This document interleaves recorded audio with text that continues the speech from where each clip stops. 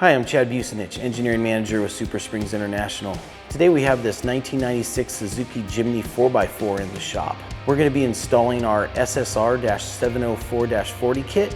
This kit comes with the SumoSprings, spacers, Loctite. It's a real simple install, so let's get started.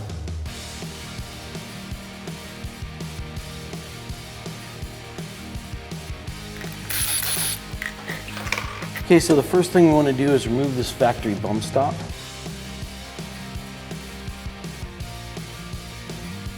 Next thing we want to do is take our SumoSpring, place the spacer over the threaded stud.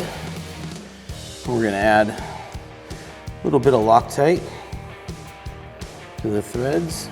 Screw it right into place where the factory bump stop was removed from.